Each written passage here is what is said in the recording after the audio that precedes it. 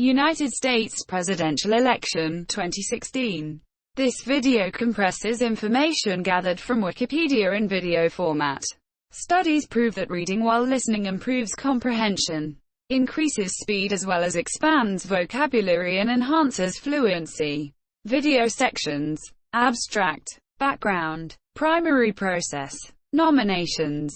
General election campaign. Involvement of other countries. Debates. Results. Post-election events and controversies.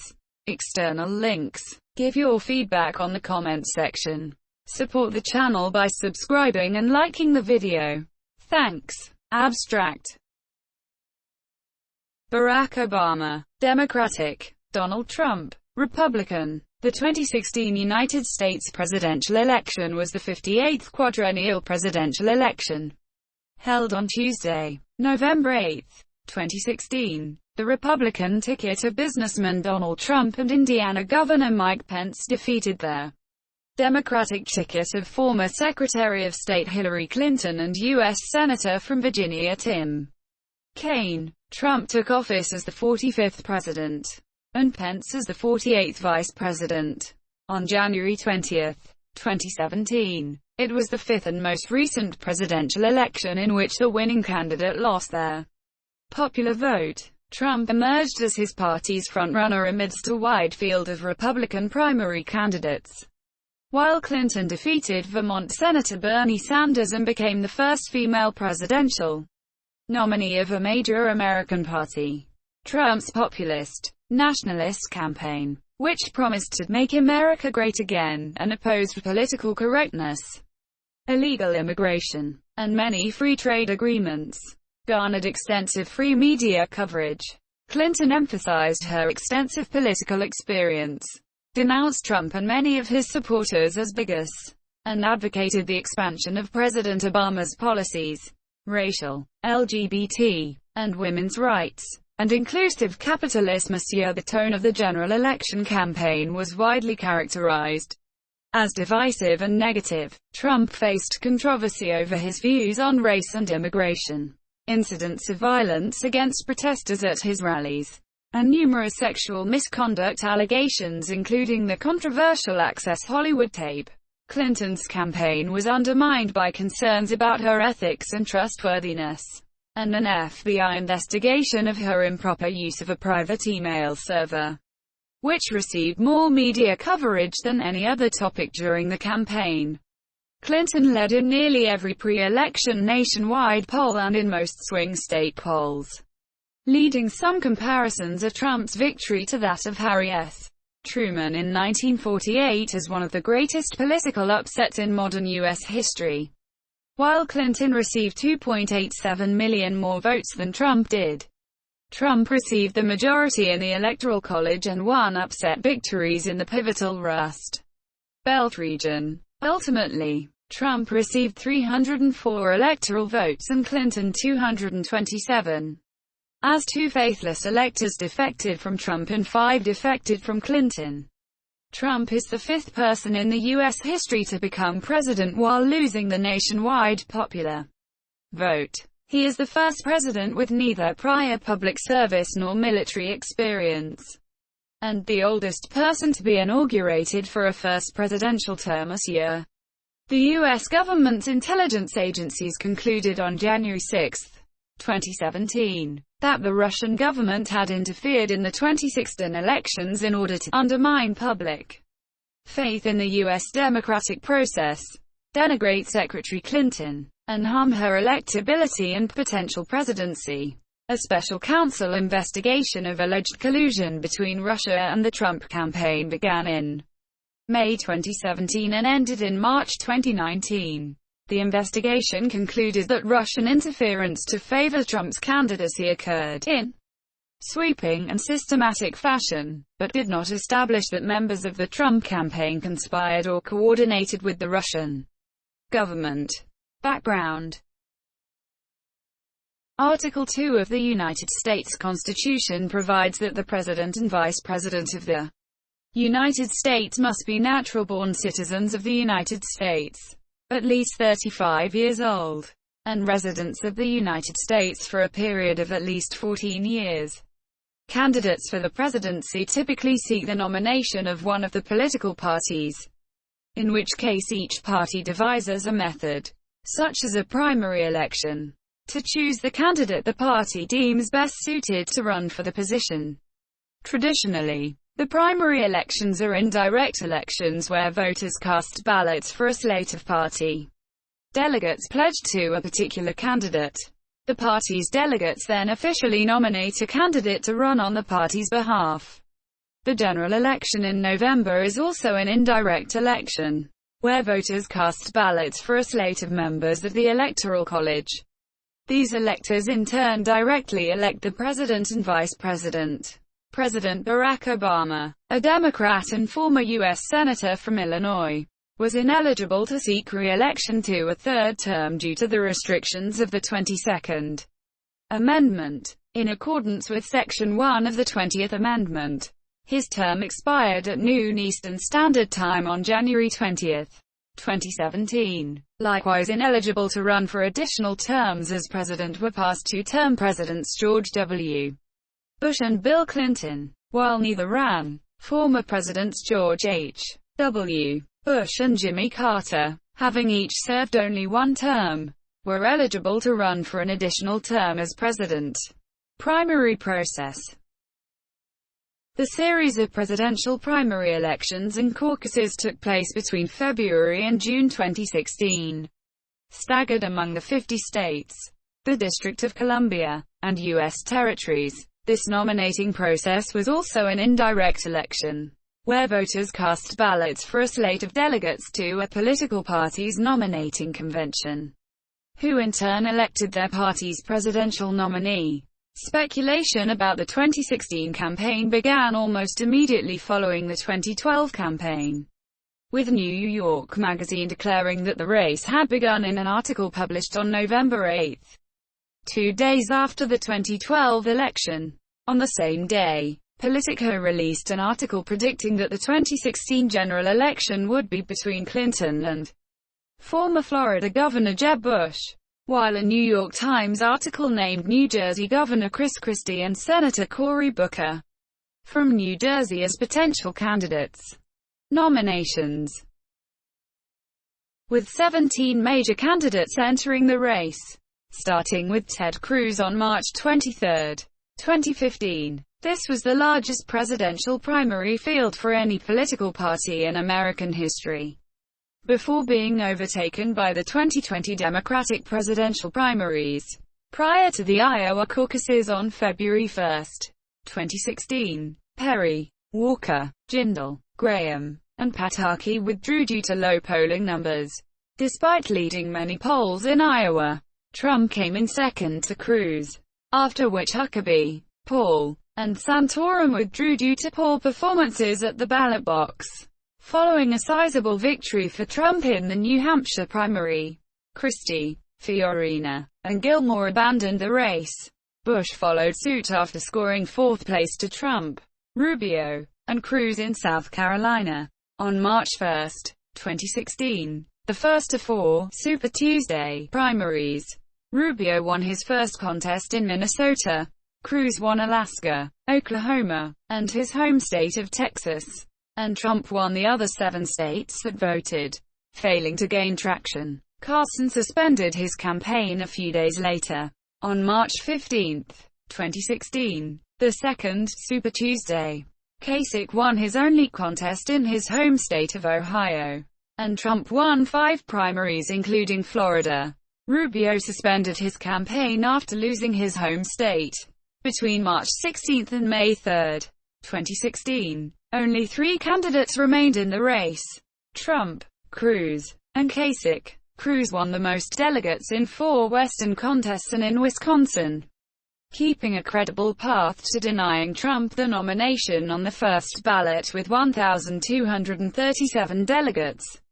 Trump then augmented his lead by scoring landslide victories in New York and 5 northeastern states in April, followed by a decisive victory in Indiana on May 3, 2016, securing all 57 of the state's delegates, without any further chances of forcing a contested convention. Both Cruz and Kasich suspended their campaigns. Trump remained the only active candidate and was declared the presumptive Republican nominee by Republican National Committee Chairman Reince Priebus on the evening of May 3, 2016. A 2018 study found that media coverage of Trump led to increased public support for him during the primaries. The study showed that Trump received nearly $2 billion in free media, more than double any other candidate. Political scientist John Sides argued that Trump's polling surge was almost certainly due to frequent media coverage of his campaign. Sides concluded Trump is surging in the polls because the news media has consistently focused on him since he announced his candidacy on June 16. Prior to clinching the Republican nomination, Trump received little support from establishment Republicans. Major candidates were determined by the various media based on common consensus. The following were invited to sanction televised debates based on their poll ratings. Trump received 14,010,177 total votes in the primary. Trump, Cruz, Rubio and Kasich each won at least one primary, with Trump receiving the highest number of votes and Ted Cruz receiving the second highest. Trump turned his attention towards selecting a running mate after he became the presumptive nominee. On May 4, 2016, in mid-June, Eli Stockels and Burgess Everett of Politico reported that the Trump campaign was considering New Jersey Governor Chris Christie, former Speaker of the House Newt Gingrich from Georgia, Senator Jeff Sessions of Alabama, and Oklahoma Governor Mary Fallon. A June 30 report from The Washington Post also included Senators Bob Corker from Tennessee, Richard Burr from North Carolina, Tom Cotton from Arkansas, Joni Ernst from Iowa, and Indiana Governor Mike Pence as individuals still being considered for the ticket. Trump also said he was considering 2 military generals for the position, including retired Lieutenant General Michael Flynn. In July 2016, it was reported that Trump had narrowed his list of possible running mates down to 3: Christie, Gingrich, and Pence. On July 14, 2016, several major media outlets reported that Trump had selected Pence as his running mate. Trump confirmed these reports in a message Twitter on July 15, 2016, and formally made the announcement the following day in New York. On July 19, the second night of the 2016 Republican National Convention, Pence won the Republican vice presidential nomination by acclamation. Former Secretary of State Hillary Clinton, who also served in the U.S. Senate and was the First Lady of the United States, became the first Democrat in the field to formally launch a major candidacy for the presidency with an announcement on April 12, 2015, via a video message. While nationwide opinion polls in 2015 indicated that Clinton was the frontrunner for the 2016 Democratic presidential nomination, she faced strong challenges from independent Senator Bernie Sanders of Vermont, who became the second major candidate when he formally announced on April 30, 2015, that he was running for the Democratic nomination. September 2015 polling numbers indicated a narrowing gap between Clinton and Sanders. On May 30, 2015, former Governor of Maryland Martin O'Malley was the third major candidate to enter the Democratic primary race, followed by former Independent Governor and Republican Senator of Rhode Island Lincoln Chafee. On June 3, 2015, former Virginia Senator Jim Webb on July 2, 2015, and former Harvard Law professor Lawrence Lessig on September 6, 2015. On October 20, 2015, Webb announced his withdrawal from the primaries and explored a potential independent run.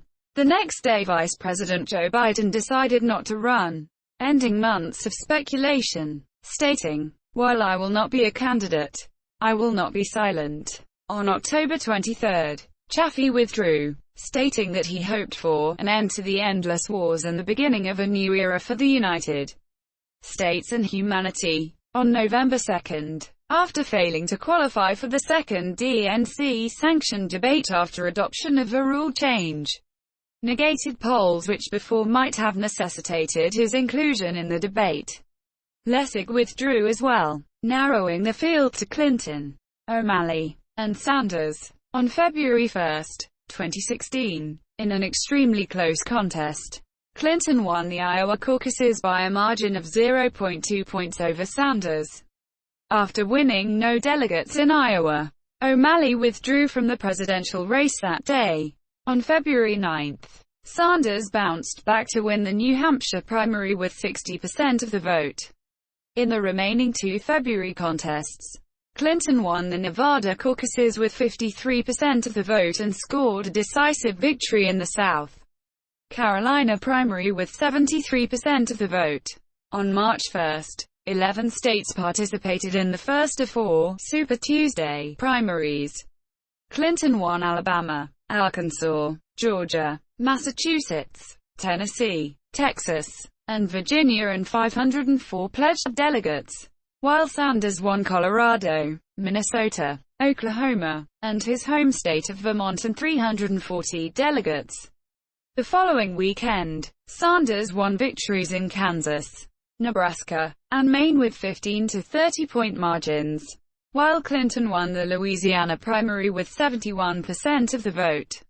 On March 8, despite never having led in the Michigan primary, Sanders won by a small margin of 1.5 points and outperforming polls by over 19 points, while Clinton won 83% of the vote in Mississippi.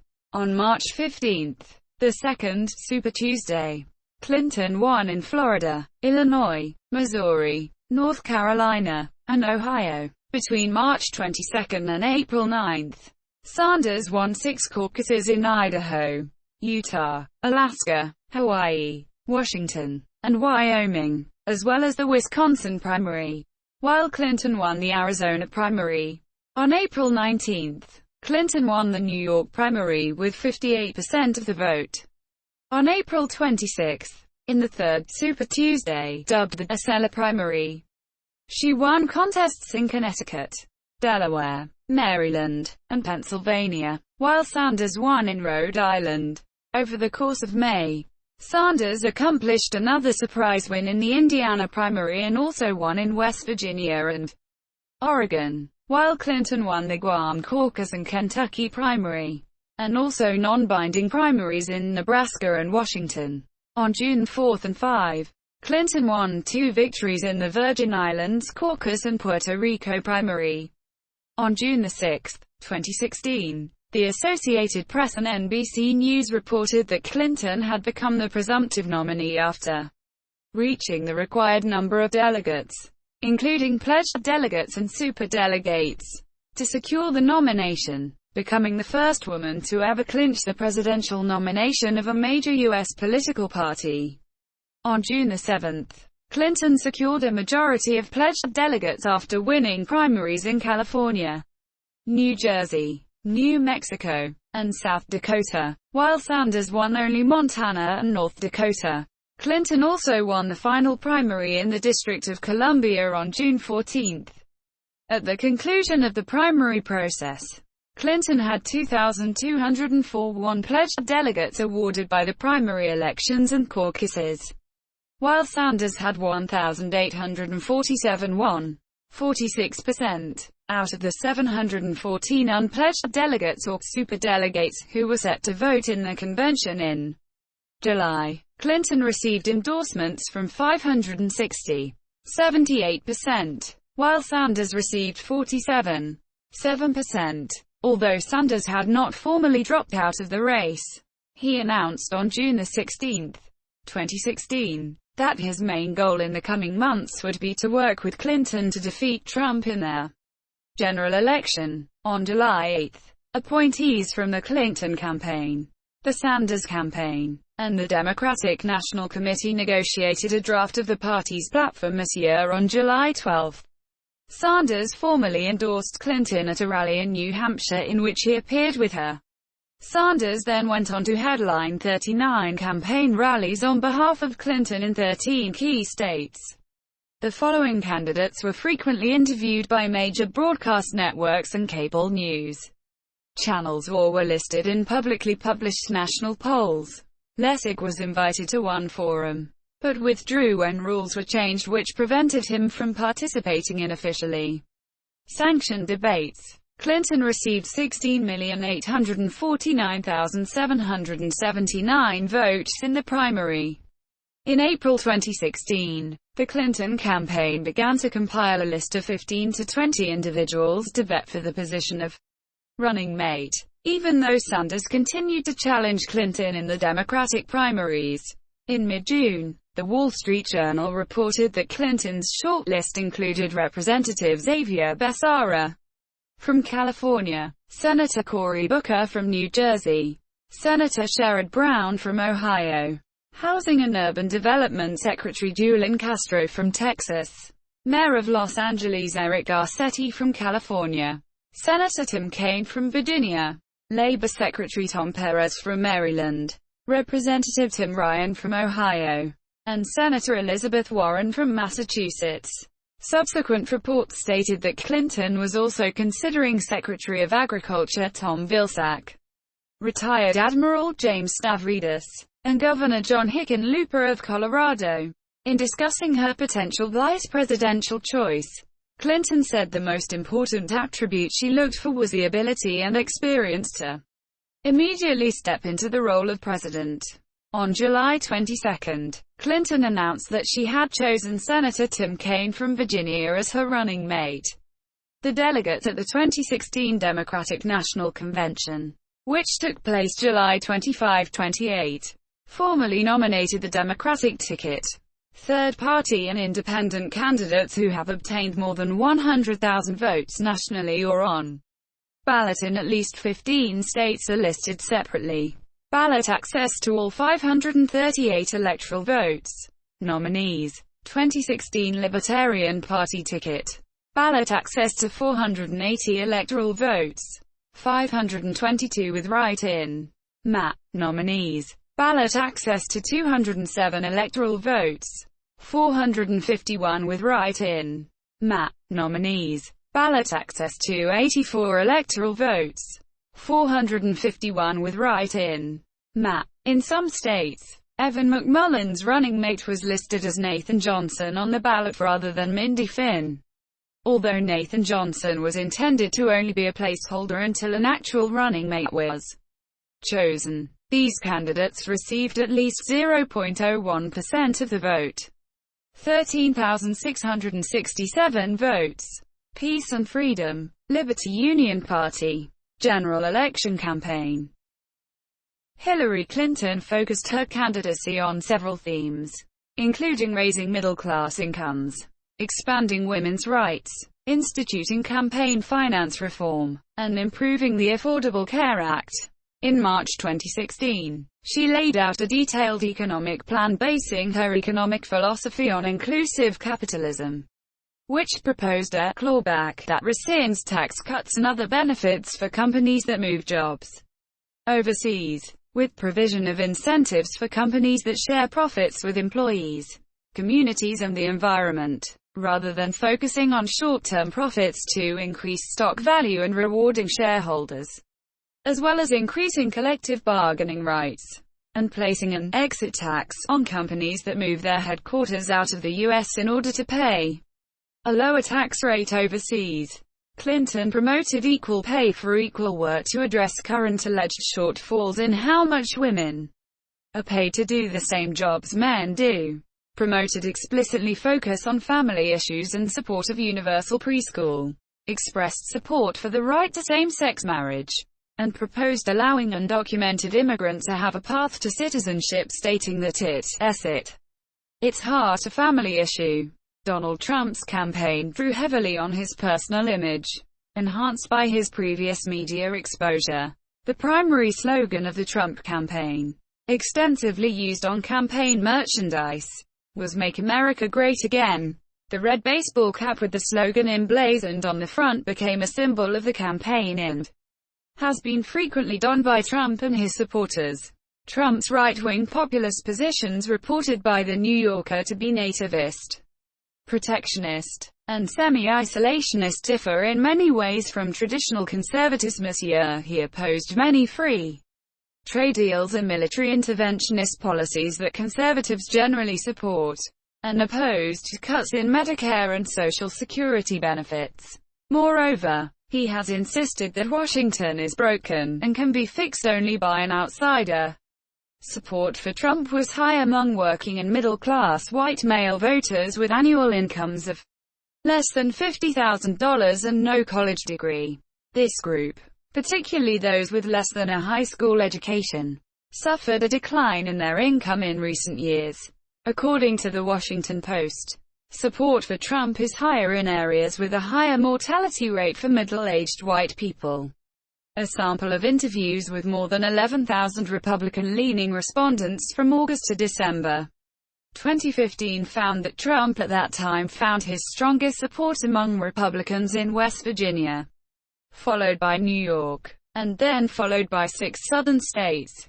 Clinton had an uneasy and, at times, adversarial relationship with the press throughout her life in public service.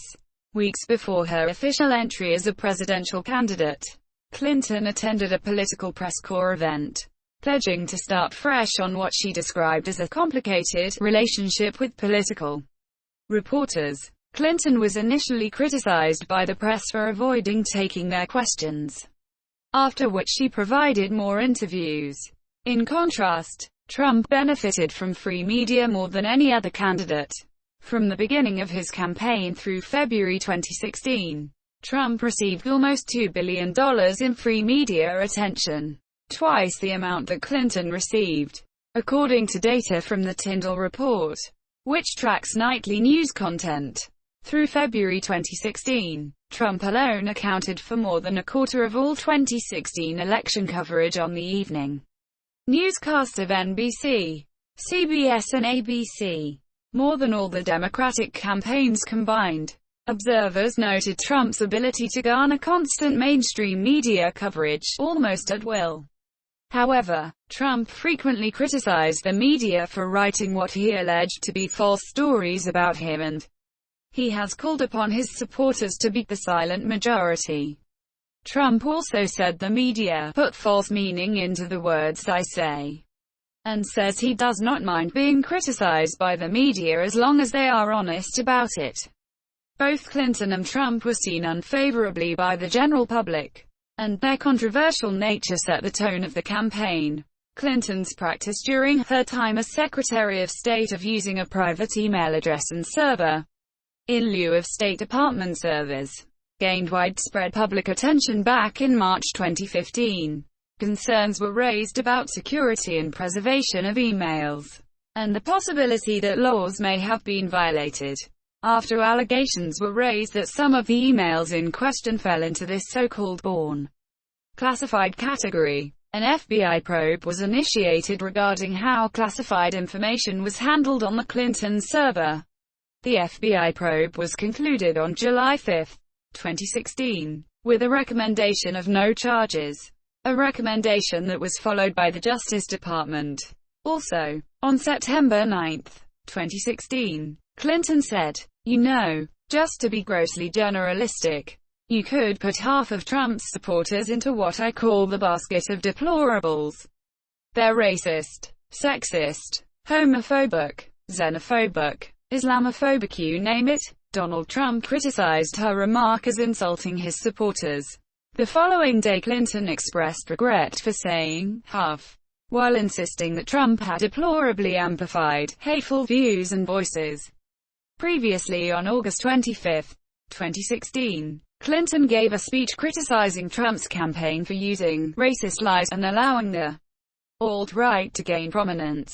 On September 11, 2016, Clinton left a 9/11 memorial event early due to illness. Video footage of Clinton's departure showed Clinton becoming unsteady on her feet and being helped into a van. Later that evening, Clinton reassured reporters that she was feeling great, after initially stating that Clinton had become overheated at the event. Her campaign later added that she had been diagnosed with pneumonia 2 days earlier. The media criticized the Clinton campaign for a lack of transparency regarding Clinton's illness. Clinton canceled a planned trip to California due to her illness. The episode drew renewed public attention to questions about Clinton's health. On the other side, on October 7, 2016, video and accompanying audio were released by The Washington Post in which Trump referred obscenely to women in a 2005 conversation with Billy Bush while they were preparing to film an episode of Access Hollywood. In the recording, Trump described his attempts to initiate a sexual relationship with a married woman and added that women would allow male celebrities to grope their genitalia. The audio was met with a reaction of disbelief and disgust from the media. Following the revelation, Trump's campaign issued an apology, stating that the video was of a private conversation from many years ago. The incident was condemned by numerous prominent Republicans like Reince Priebus, Mitt Romney, John Kasich, Jeb Bush and the Speaker of the House Paul Ryan. By October 8, several dozen Republicans had called for Trump to withdraw from the campaign and let Pence head their ticket. Trump insisted he would never drop out. Trump apologized for the remarks. Donald Trump also delivered strong and controversial statements towards Muslims and Islam on their campaign trail, saying, "I think Islam hates us." He was criticized and also supported for his statement at a rally declaring, Donald J. Trump is calling for a total and complete shutdown of Muslims entering the United States until our country's representatives can figure out what is going on. Additionally, Trump announced that he would look into surveilling mosques, and mentioned potentially going after the families of domestic terrorists in the wake of the San Bernardino shooting. His strong rhetoric towards Muslims resulted in leadership from both parties condemning his statements. However, many of his supporters shared their support for his proposed travel ban. Despite the backlash, the ongoing controversy of the election made third parties attract voters' attention. On March 3, 2016, Libertarian Gary Johnson addressed the Conservative Political Action Conference in Washington, D.C., touting himself as the third-party option for anti-Trump Republicans. In early May, some commentators opined that Johnson was moderate enough to pull votes away from both Hillary Clinton and Donald Trump, who were very disliked and polarizing. Both conservative and liberal media noted that Johnson could get votes from Never Trump Republicans and disaffected Bernie Sanders supporters. Johnson also began to get time on national television, being invited on ABC News, NBC News, CBS News, CNN, Fox News, MSNBC, Bloomberg, and many other networks. In September and October 2016, Johnson suffered a string of damaging stumbles when he has fielded questions about foreign affairs. On September 8, Johnson, when he appeared on MSNBC's Morning Joe, was asked by panelist Mike Barnicle, "What would you do if you were elected?" about Aleppo. Quote, Johnson responded, "And what is Aleppo?" His response prompted widespread attention, much of it negative. Later that day, Johnson said that he had blanked, and that he did understand the dynamics of the Syrian conflict. "I talk about them every day." On the other hand, Green Party candidate Jill Stein said the Democratic and Republican parties are two corporate parties that have converged into one.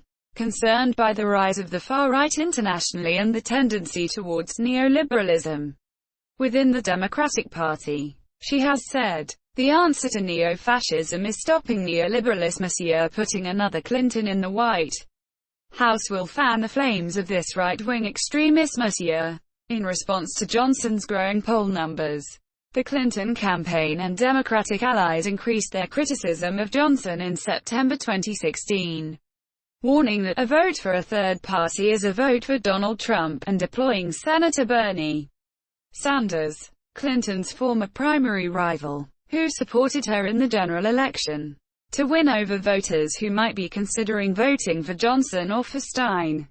On October 28, 11 days before the election, FBI Director James Comey informed Congress that the FBI was analyzing additional Clinton emails obtained during its investigation of an unrelated case. On November 6, he notified Congress that the new emails did not change the FBI's earlier conclusion. Wall Street spent a record $2 billion trying to influence the 2016 United States presidential election. The following table is an overview of the money used in the campaign as it is reported to Federal Election Commission, FEC, and released in September 2016. Outside groups are independent expenditure-only committees, also called PACs and Super PACs. The sources of the numbers are the FEC and Center for Responsive Politics. Some spending totals are not available due to withdrawals before the FEC deadline. As of September 2016, 10 candidates with ballot access have filed financial reports with the FEC. The 2016 presidential election was the first in 50 years without all the protections of the original Voting Rights Act. 14 states had new voting restrictions in place, including swing states such as Virginia and Wisconsin. Clinton was endorsed by the New York Times, the Los Angeles Times, the Houston Chronicle, the San Jose Mercury News, the Chicago Sun-Times and the New York Daily News editorial boards. Trump, who has frequently criticized the mainstream media, was not endorsed by the vast majority of newspapers, with the Las Vegas Review-Journal, the Florida Times-Union, and the tabloid National Enquirer his highest-profile supporters. Several papers which endorsed Clinton, such as the Houston Chronicle, the Dallas Morning News, the San Diego Union-Tribune, the Columbus Dispatch and the Arizona Republic, endorsed their first Democratic candidate for many decades. USA Today, which had not endorsed any candidate since it was founded in 1982, broke tradition by giving an anti-endorsement against Trump, declaring him unfit for the presidency.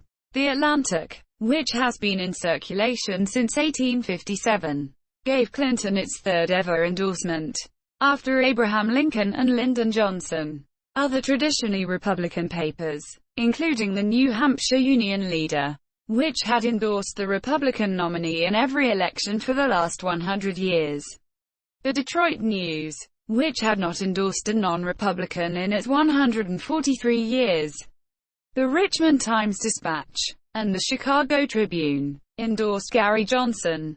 Involvement of other countries. On December 9, 2016, the Central Intelligence Agency issued an assessment to lawmakers in the U.S. Senate, stating that a Russian entity hacked the DNC and John Podesta's emails to assist Donald Trump. The Federal Bureau of Investigation agreed.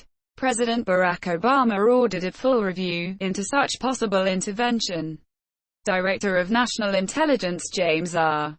Clapper in early January 2017 testified before a Senate committee that Russia's meddling in their 2016 presidential campaign went beyond hacking, and included disinformation and the dissemination of fake news, often promoted on social media.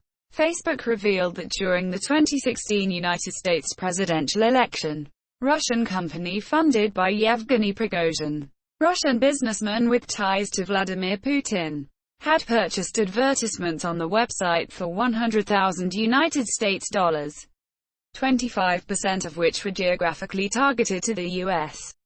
President-elect Trump originally called the report fabricated, and WikiLeaks denied any involvement by Russian authorities.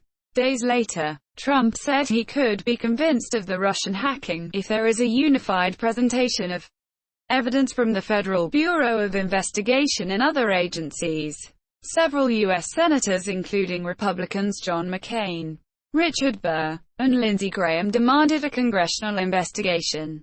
The Senate Intelligence Committee announced the scope of their official inquiry on December 13, 2016. On a bipartisan basis, work began on January 24, 2017. A formal special counsel investigation headed by former FBI Director Robert Mueller was initiated in May 2017 to uncover the detailed interference operations by Russia, and to determine whether any people associated with the Trump campaign were complicit in their Russian efforts. When questioned by Chuck Todd on Meet the Press on March 5, 2017, Clapper declared that intelligence investigations on Russian interference performed by the FBI, CIA, NSA and his ODNI office had found no evidence of collusion between the Trump campaign and Russia.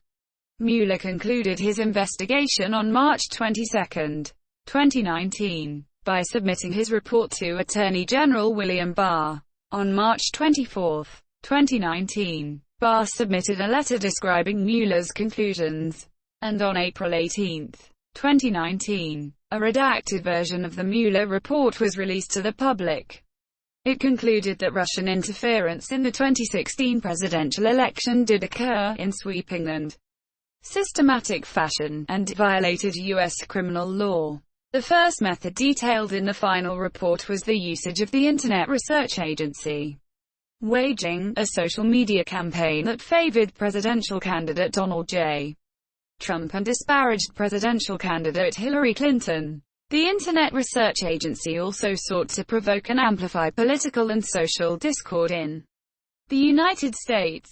The second method of Russian interference saw the Russian intelligence service, the GRU, hacking into email accounts owned by volunteers and employees of the Clinton presidential campaign, including that of campaign chairman John Podesta, and also hacking into the computer networks of the Democratic Congressional Campaign Committee, DCCC, and the Democratic National Committee, DNC. Quote, as a result, the GRU obtained hundreds of thousands of hacked documents, and the GRU proceeded by arranging releases of damaging hacked material via the WikiLeaks organization and also GRU's personas DC Leaks and Gurchafer 2.0 to establish whether a crime was committed by members of the Trump campaign with regard to Russian interference. The special counsel's investigators applied the framework of conspiracy law, and not a concept of collusion, because collusion is not a specific offense or theory of liability found in the United States Code,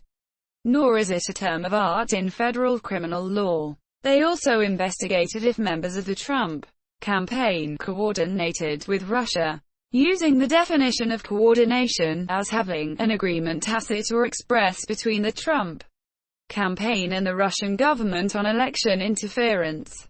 Investigators further elaborated that merely having two parties taking actions that were informed by or responsive to the other's actions or interests was not enough to establish coordination.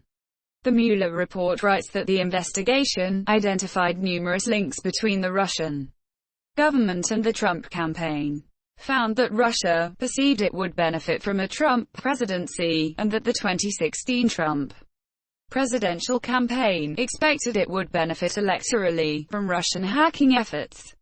Ultimately, the investigation did not establish that members of the Trump campaign conspired or coordinated with the Russian government in its election interference activities.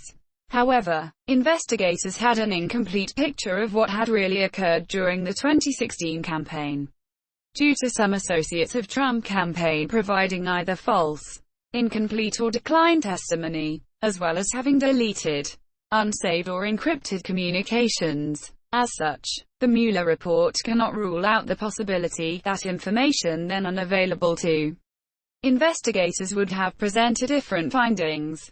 In March 2020, the U.S. Justice Department dropped its prosecution of two Russian firms linked to interference in the 2016 election. Special counsel Robert Mueller also investigated the Trump campaign's possible ties to Saudi Arabia, the United Arab Emirates, Turkey, Qatar, Israel, and China. According to the Times of Israel, Trump's longtime confidant Roger Stone was in contact with one or more apparently well-connected Israelis at the height of the 2016 U.S. presidential campaign, one of whom warned Stone that Trump was going to be defeated unless we intervene and promised we have critical intel. The Justice Department accused George Nader of providing $3.5 million in illicit campaign donations to Hillary Clinton before the elections and to Donald Trump after he won the elections.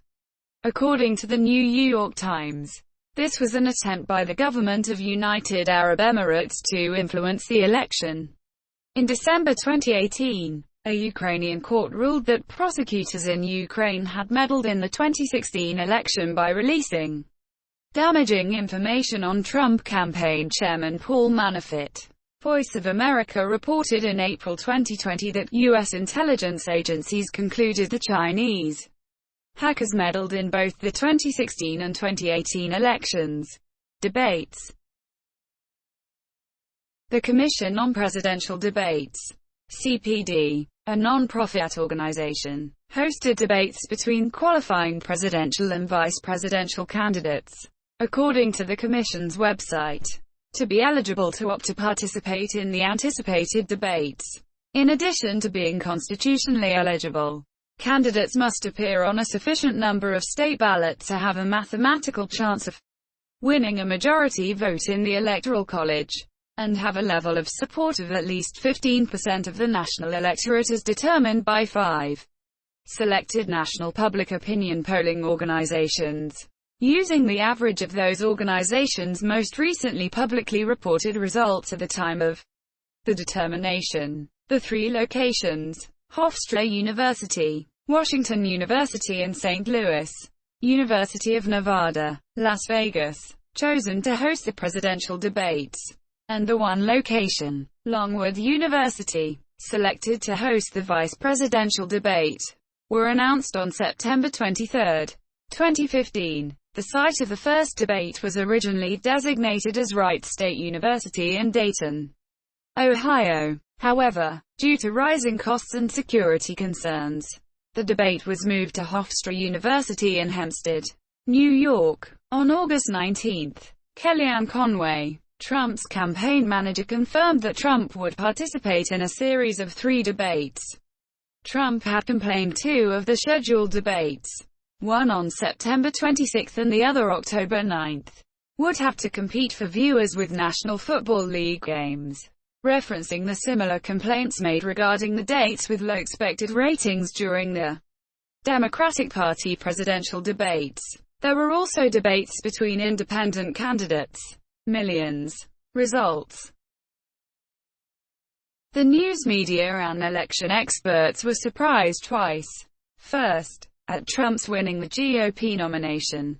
Second, at his winning the Electoral College. English political scientist Lloyd Gruber said, "One of the major casualties of the 2016 election season has been the reputation of political science, a discipline whose practitioners had largely dismissed Donald Trump's chances of gaining the Republican nomination. The final polls showed a lead by Clinton, and in the end, she did receive more votes.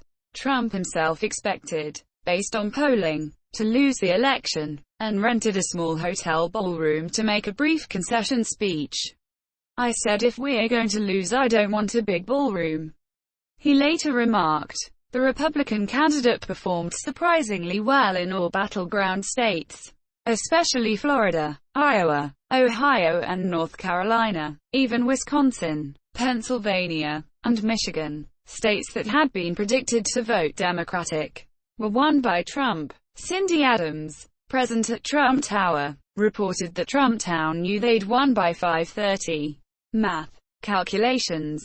Candidate dislike causing voter abstention begat the numbers. Trump said that he was surprised by how that map was getting red as hell. That map was bleeding red. I always used to believe in. I don't believe them anymore. According to the authors of Shattered Inside Hillary Clinton's doomed campaign, by late Tuesday night the White House had concluded that Trump would win the election. Obama's political director David Seamus called Clinton campaign manager Robbie Mook to persuade Clinton to concede the election. With no success, Obama then called Clinton directly, citing the importance of continuity of government, to ask her to publicly acknowledge that Trump had won. Believing that Clinton was still unwilling to concede, the president then called her campaign chair John Podesta, but the call to Clinton had likely already persuaded her. This was the 3rd consecutive U.S. presidential election in which the Democratic candidate won their popular vote, after networks called Pennsylvania for Donald Trump. putting him with 264 electoral votes while he had a 5-point lead in Arizona, which gives 11 electoral votes that would put Trump above the majority of 270. Clinton realized she had no chance to win the election and called Trump early that morning to concede defeat. Clinton was unable to make a public concession that night, as she had no concession speech written. On Wednesday morning at 2:30 a.m. Eastern Time, ET, it was reported that Trump had secured Wisconsin's 10 electoral votes, giving him a majority of the 538 electors in the Electoral College, enough to make him the President-elect of the United States. And at 2:50 a.m. Trump gave his victory speech. Later that day, Clinton asked her supporters to accept the result and hoped that Trump would be a successful president for all Americans. In his speech, Trump appealed for unity, saying, "It is time for us to come together as one united people," and praised Clinton as someone who was owed a major debt of gratitude for her service to our country. 6 states plus a portion of Maine that Obama won in 2012 switched to Trump Electoral College votes in parentheses. Florida, 29, Pennsylvania, 20, Ohio, 18, Michigan, 16, Wisconsin, 10, Iowa, 6, and Maine's 2nd Congressional District, 1. Initially, Trump won exactly 100 more Electoral College votes than Mitt Romney had in 2012, with 2 lost to faithless electors in the final tally. 39 states swung more Republican compared to the previous presidential election, while 11 states and the District of Columbia swung more Democratic. Based on United States Census Bureau estimates of the voting age population, VAP, turnout of voters casting a vote for president was nearly 1% higher than in 2012. Examining overall turnout in the 2016 election, University of Florida professor Michael McDonald estimated that 138.8 million Americans cast a ballot. 65.9 million of those ballots were counted for Clinton and just under 63 million for Trump, representing 20.3%. Clinton, and 19.4%. Trump, of a census estimate of U.S. population that day of 324 million. Considering a VAP of 250.6 million people and a voting-eligible population, VEP, of 230.6 million people. This is a turnout rate of 55.4% VAP and 60.2% VEP. Based on this estimate, voter turnout was up compared to 2012, 54.1% VAP, but down compared to 2008, 57.4% VAP. The FEC report of the election recorded an official total of 136.7 million votes cast for president, more than any prior election. Hillary Clinton won 51.1% of the two-party vote and Donald Trump won 48.9% of it. Data scientist Hamdan Azar noted the paradoxes of the 2016 outcome, saying that chief among them the discrepancy between the popular vote, which Hillary Clinton won by 2.8 million votes, and the Electoral College, where Trump won 304 to 227. He said Trump outperformed Mitt Romney's 2012 results, while Clinton only just matched Barack Obama's 2012 totals. Hamdan also said Trump was the highest vote earner of any Republican candidate ever, exceeding George W. Bush's 62.04 million votes in 2004, though neither reached Clinton's 65.9 million, nor Obama's 69.5 million votes in 2008. The overall record, he concluded, with help from the Political Report, that the election hinged not on Clinton's large 2.8 million overall vote margin over Trump, but rather on about 78,000 votes from only 3 counties in Wisconsin, Pennsylvania, and Michigan. Notes: the table below displays the official vote tallies by each state's electoral college voting method. The source for the results of all states is the official Federal Election Commission report. The column labeled Margin shows Trump's margin of victory over Clinton. A total of 29 third-party and independent presidential candidates appeared on the ballot in at least one state. Former Governor of New Mexico Gary Johnson and physician Jill Stein repeated their 2012 roles as the nominees for the Libertarian Party and the Green Party, respectively. With ballot access to the entire national electorate, Johnson received nearly 4.5 million votes, 3.27%, the highest nationwide vote share for a third-party candidate since Ross Perot in 1996, while Stein received almost 1.45 million votes, 1.06%, the most for a Green nominee since Ralph Nader in 2000. Independent candidate Evan McMullin, who appeared on the ballot in 11 states, received over 732,000 votes, 0.53%. He won 21.4% of the vote in his home state of Utah, the highest share of the vote for a third-party candidate in any state since 1992. Despite dropping out of the election following his defeat in the Democratic primary, Senator Bernie Sanders received 5.7% of the vote in his home state of Vermont, the highest write-in draft campaign percentage for a presidential candidate in American history.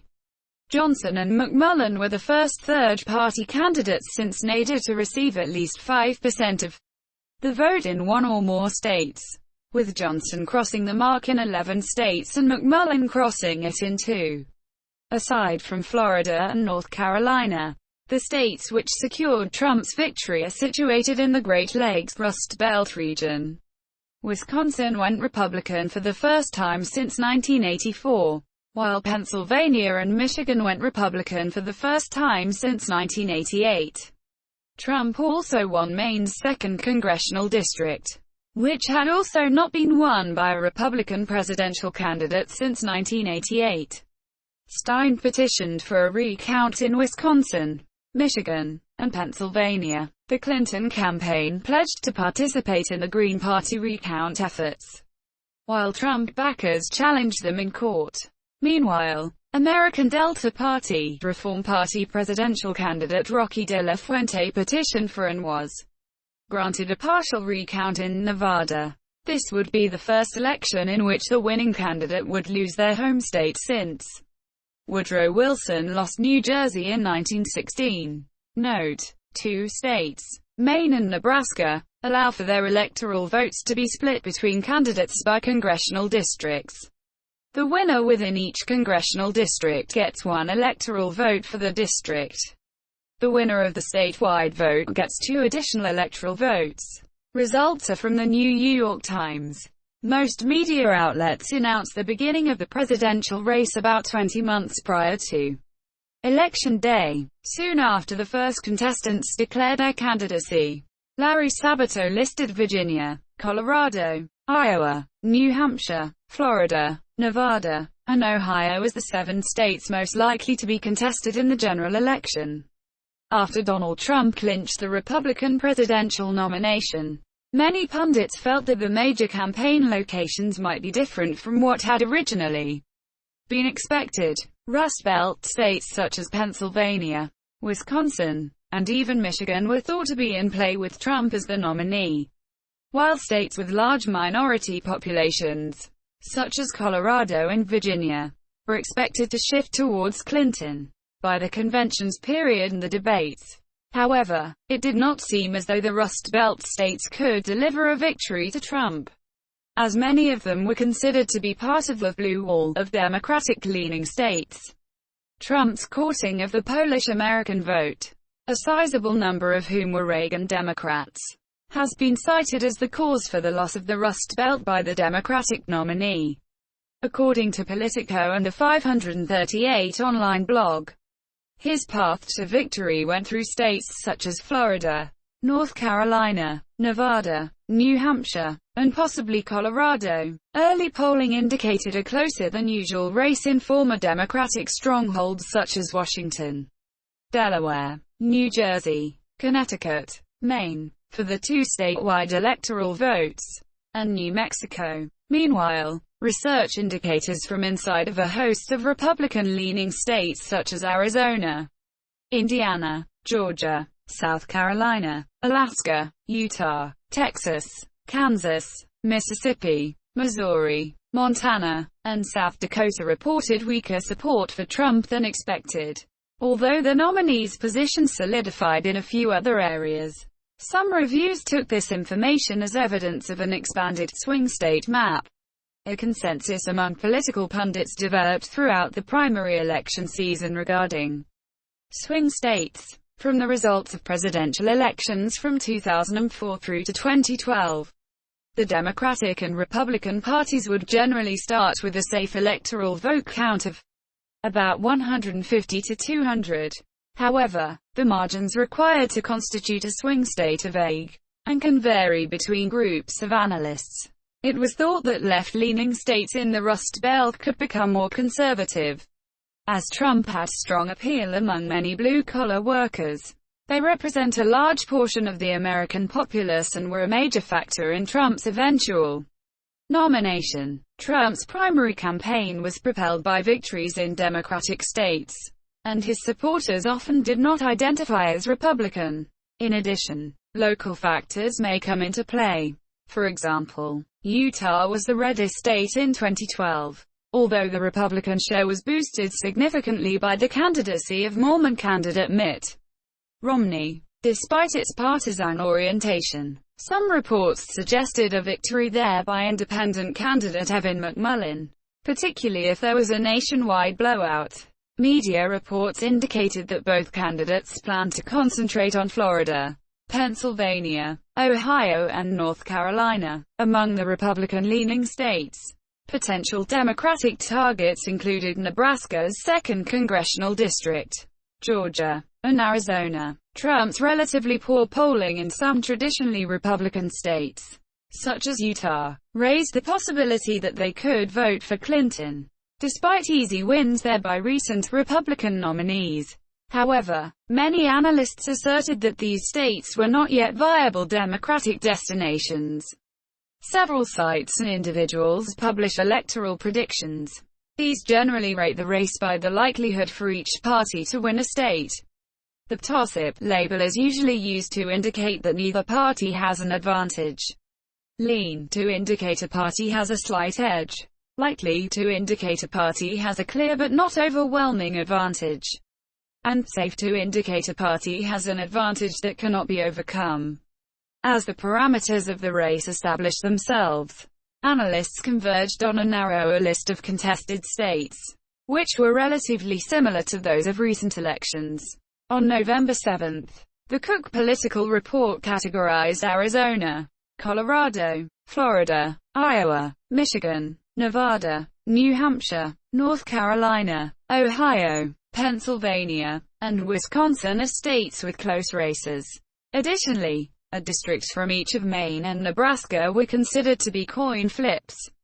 Meanwhile, 538 listed 22 states as potentially competitive about a month before the election. Maine's 2 at-large electoral votes: New Mexico, Minnesota, Michigan, Colorado, Virginia, Wisconsin, Pennsylvania, New Hampshire, Nevada, Florida, North Carolina, Ohio, Iowa, Arizona, Georgia, Alaska, South Carolina, Texas, Indiana, Missouri, and Utah, as well as Maine's 2nd and Nebraska's 2nd congressional districts.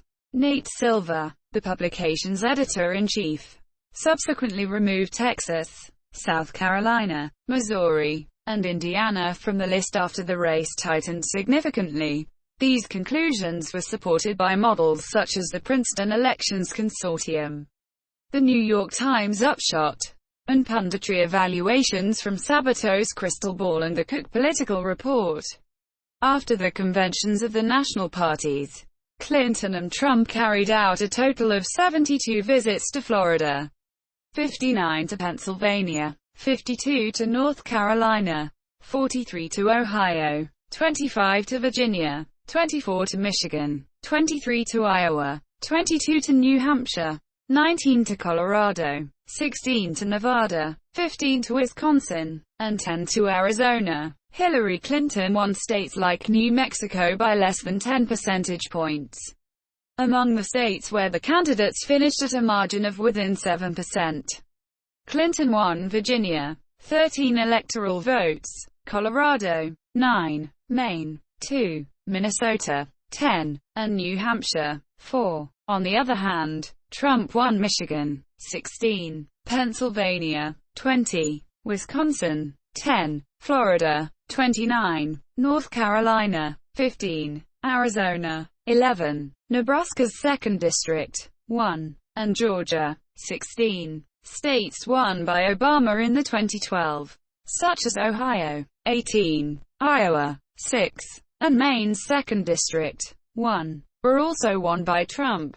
The close result in Maine was not expected by most commentators, nor were Trump's victory of over 10 points in the 2nd District and their disparities.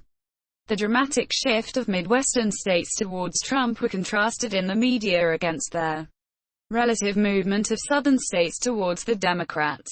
For example, former Democratic strongholds such as Minnesota and Maine leaned towards the GOP while still voting Democratic, albeit by smaller margins.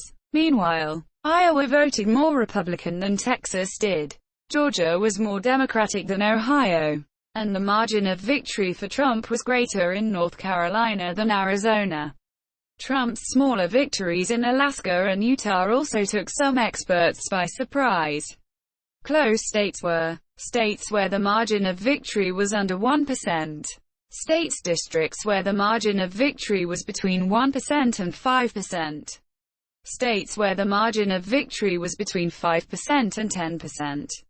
Red denotes states, or congressional districts, won by Republican Donald Trump. Blue denotes those won by Democrat Hillary Clinton. Results by state, shaded according to winning candidates' percentage of the vote. Results by vote distribution among states. The size of each state's pie chart is proportional to its number of electoral votes. Results by county. Red denotes counties that went to Trump. Blue denotes counties that went to Clinton. Results by county, shaded according to winning candidates' percentage of the vote. Results by county, shaded according to winning candidates' percentage of the vote. Red, purple, blue view. A discontinuous cartogram of the 2016 United States presidential election. A continuous cartogram of the 2016 United States presidential election. A discretized cartogram of the 2016 United States presidential election. Results of 2016 U.S. presidential election by congressional district. Shaded by vote margin. County swing from 2012 to 2016. Results by county. Shaded according to percentage of the vote for Trump. Results by county. Shaded according to percentage of the vote for Clinton. Results by county. Shaded according to percentage of the vote for Johnson. 0%, 10% scale. Voter demographic data for 2016 were collected by Edison Research for the National Election Pool, a consortium of ABC News, CBS News, MSNBC, CNN, Fox News and the Associated Press. The voter survey is based on exit polls completed by 24,537 voters leaving 350 voting places throughout the United States on Election Day, in addition to 4,398 telephone interviews with early and absentee voters. Trump's crucial victories in the Midwest were aided in large part by his strong margins among non-college whites, while Obama lost those voters by a margin of 10 points in 2012. Clinton lost this group by 20%. The election also represented the first time that Republicans performed better among low-income whites than among affluent white voters. To some analysts' surprise, Trump narrowed Clinton's margin compared to Obama by 7 points among blacks and African Americans, 8 points among Latinos, and 11 points among Asian Americans. Meanwhile, Trump increased his lead with non-Hispanic white voters through 1% over Mitt Romney's performance, and American Indians, Alaska Natives, and Pacific Islanders shifted their support towards the Republican candidate using the same relative amount. Additionally, although 74% of Muslim voters supported Clinton, Trump nearly doubled his support among those voters compared to Mitt Romney, according to the Council on American Islamic Relations exit poll. The low percentage of Muslim votes for Trump may have been influenced by much of his rhetoric during the campaign regarding Muslims and Islamophobia. The issue of Islamophobia was demonstrated to be an important political issue for Muslim voters.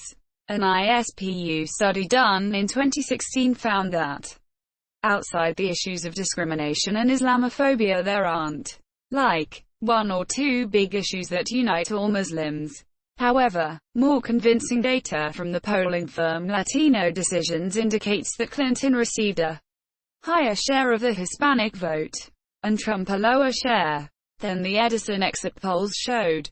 Using wider, more geographically and linguistically representative sampling, Latino Decisions concluded that Clinton won 79% of Hispanic voters, while Trump won only 18%, lower than previous Republicans such as Romney and McCain. Additionally, the 2016 Cooperative Congressional Election Study found that Clinton's share of the Hispanic vote was 1 percentage point higher than Obama's in 2012, while Trump's was 7 percentage points lower than Romney's. Similarly, a large, multilingual study by the Asian American Legal Defense and Education Fund found that Clinton won 79% of Asian American voters, higher than the Edison exit poll showed, while Trump won only 18%, a decrease from McCain's and Romney's numbers. Furthermore, according to the AALDEF's report, Trump received merely 2% of the Muslim American vote, whereas Clinton received 97%. Various methods were used to forecast the outcome of the 2016 election. For the 2016 election, there were many competing election forecast approaches, including Nate Silver's 538, The Upshot at the New York Times, Daily Kos, Princeton Election Consortium, Cook Political Report, Rothenberg and Gonzalez, Polyvote, Sabato's Crystal Ball and Electoral Vote. These models mostly showed a Democratic advantage since the nominees were confirmed, and were supported by pundits and statisticians, including Nate Silver of 538, Nate Cohn at the New York Times, and Larry Sabato from the Crystal Ball newsletter, who predicted a Democratic victory in competitive presidential races and projected consistent leads in several battleground states around the country. The near unanimity of forecasters in predicting a Clinton victory may have been the result of groupthink. However, 538's model pointed to the possibility of an electoral college popular vote split widening in the final weeks based on Trump's improvement in swing states like Florida or Pennsylvania. This was due to the demographics targeted by Trump's campaign, which lived in big numbers there, in addition to Clinton's poor performance in several of those swing states in comparison with Obama's performance in 2012, as well as having a big number of her potential voters in very populated traditionally blue states, but also in some very populated states traditionally red, like Texas, which were projected safe for Trump. Early exit polls generally favored Clinton. After the polls closed and some of the results came in, the forecasts were found to be inaccurate, as Trump performed better in the competitive Midwestern states, such as Iowa, Ohio, and Minnesota, than expected. 3 states, Pennsylvania, Wisconsin and Michigan, which were considered to be part of Clinton's firewall, were won by Trump. Of the states in the Great Lakes region, Clinton won the swing state of Minnesota by 1 point, as well as traditional Democratic strongholds such as New York and Illinois with populous urban centers. This result stands in contrast to that of 2012, when President Barack Obama won all but Indiana, which he carried in 2008. This table displays the final polling average published by Real Clear Politics on November 7. The actual electoral margin, and the overperformance by either candidate relative to the polls. Many pollsters were puzzled by the failure of mainstream forecasting models to predict the outcome of the 2016 election. Some journalists compare the 2016 election to the failure of prognosticator Arthur Henning in their Dewey defeats Truman, incident from the 1948 presidential election. Sean Trend, writing for Real Clear Politics, wrote that many of the polls were accurate, but that the pundits' interpretation of these polls neglected polling error. Nate Silver found that the high number of undecided and third-party voters in the election was neglected in many of these models, and that many of these voters decided to vote for Trump. According to a February 2018 study by Public Opinion Quarterly, the main sources of polling error were a late swing in vote preference toward Trump and a pervasive failure to adjust for over-representation of college graduates, who favored Clinton, whereas the share of shy Trump voters proved to be negligible. 538's final polls plus forecast predicted 18 states, plus the 2nd congressional districts of Maine and Nebraska, with an interval of confidence lower than 90%. However, every major forecaster, including 538, the New York Times Upshot, Prediction Markets aggregator PredictWise, election betting odds from Maxim Lott and John Stossel, the Daily Kos, the Princeton Election Consortium, the Huffington Post, the Cook Political Report, Larry Sabato's Crystal Ball, and the Rothenberg and Gonzalez Report, called every state the same way. Although Cook and Rothenberg-Gonzalez left 2 and 5 states as toss-ups, respectively. The lone exception was Maine's 2nd congressional district. Of the forecasters who published results on the district, the Times gave Trump a 64% chance of winning and PredictWise a 52% chance. 538 gave Clinton a 51% chance of winning in polls only and 54% in polls plus. Princeton gave her a 60% chance. Cook labeled it a toss-up, and Sabato leaned it towards Trump. The following table displays the final winning probabilities given by each outlet, along with the final electoral result. The states shown have been identified by Politico, Webboard, the New York Times, and the Crystal Ball as battlegrounds. Legend. Total television viewers 8 o'clock to 11 o'clock p. Monsieur Est. Total cable TV viewers 2 o'clock to 3 o'clock e. Monsieur Est. Cable TV viewers 25 to 542.00 to 3 o'clock e. Monsieur Est. Post-election events and controversies. Trump's victory, considered unlikely by most forecasts, was characterized as an upset and as shocking by the media. Trump himself thought he would lose even as the polls were closing. Following the announcement of Trump's election, large protests broke out across the United States, with some continuing for several days. Protesters have held up a number of different signs and chanted various shouts including, "Not my president," and "We don't accept the president-elect." The movement organized on Twitter under the hashtags #anti-Trump and #NotMyPresident. High school and college students walked out of classes to protest, at a few protest fires were lit.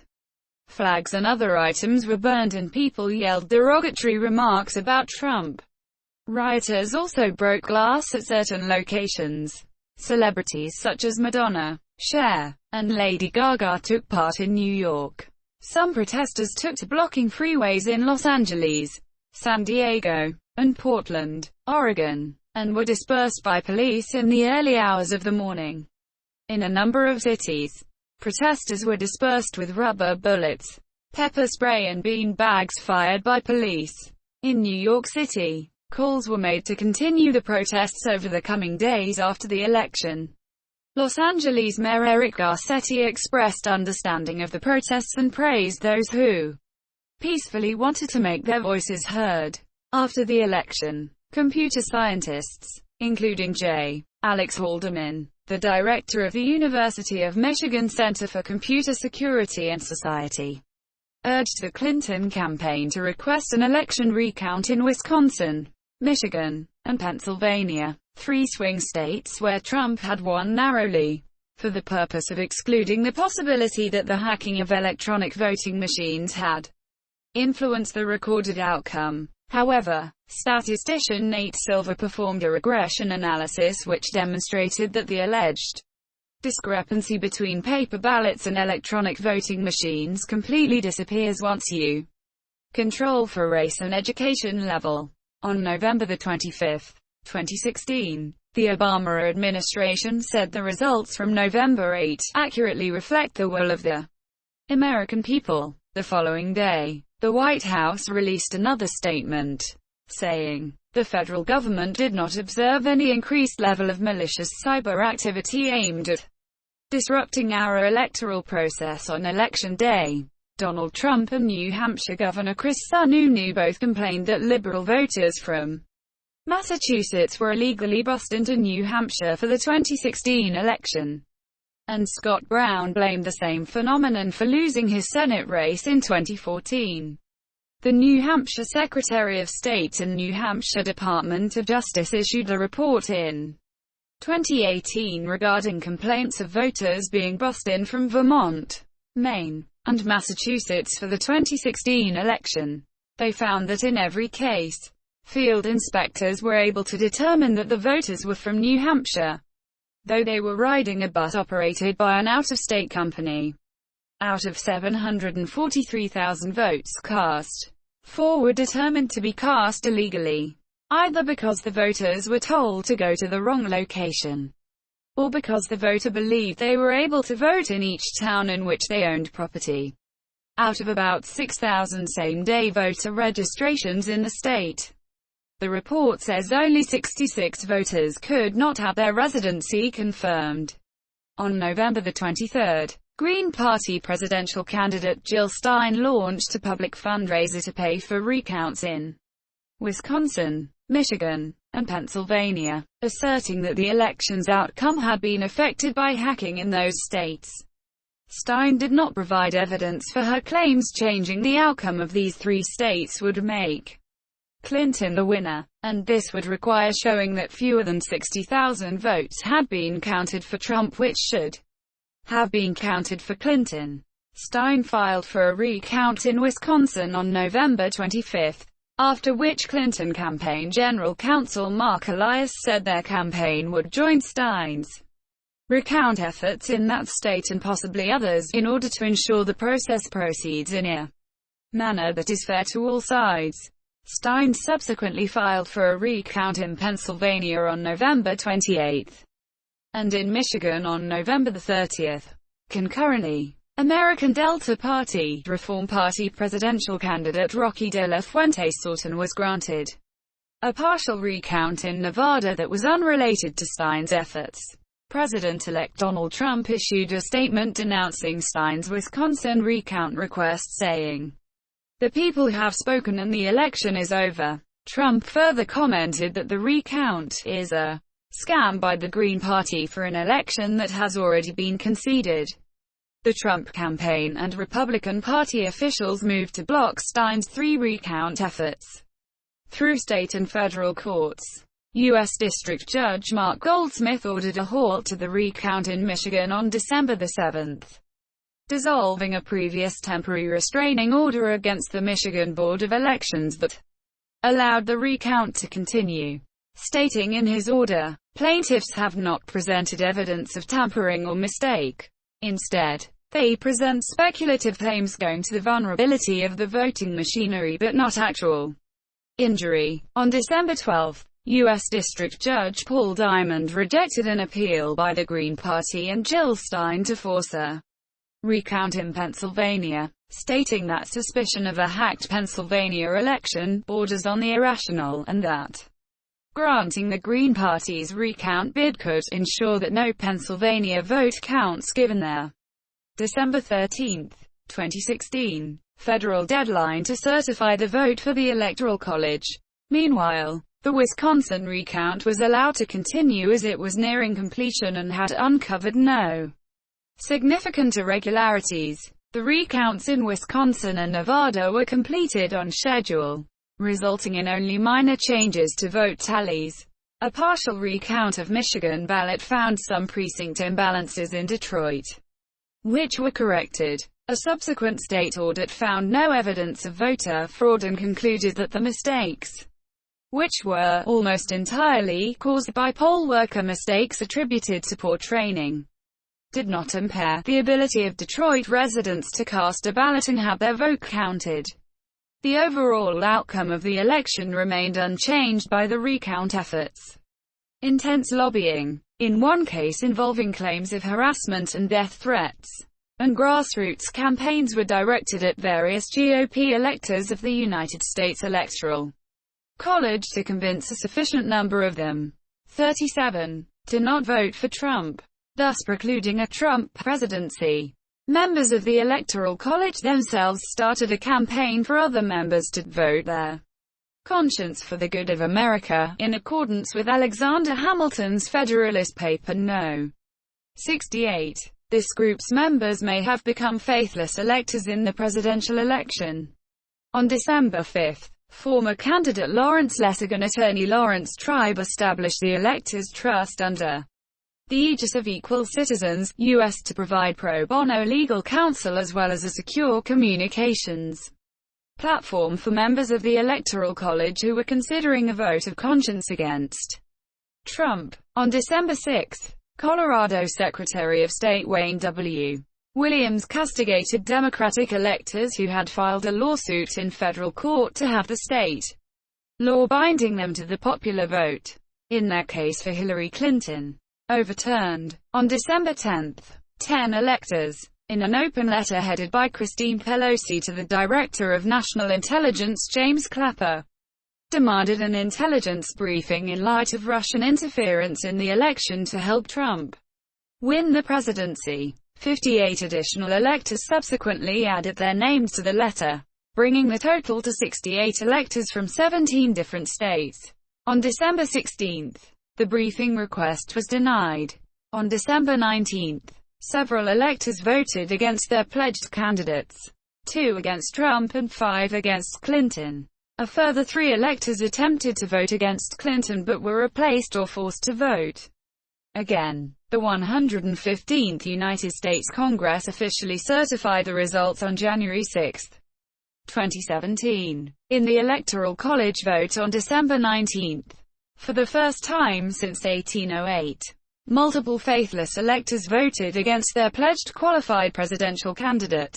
5 Democrats rebelled in Washington and Hawaii, while 2 Republicans rebelled in Texas. 2 Democratic electors, 1 in Minnesota and 1 in Colorado, were replaced after voting for Bernie Sanders and John Kasich, respectively. Electors in Maine conducted a second vote after one of its members voted for Sanders. The elector then voted for Clinton. Likewise, for the first time since 1896, multiple faithless electors voted against the pledged qualified vice presidential candidate. Of the faithless votes, Colin Powell and Elizabeth Warren were the only 2 to receive more than 1. Powell received 3 electoral votes for president and Warren received 2 for vice president.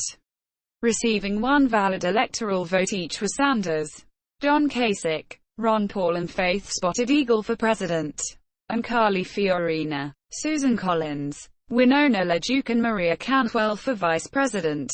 Sanders is the first Jewish American to receive an electoral vote for president.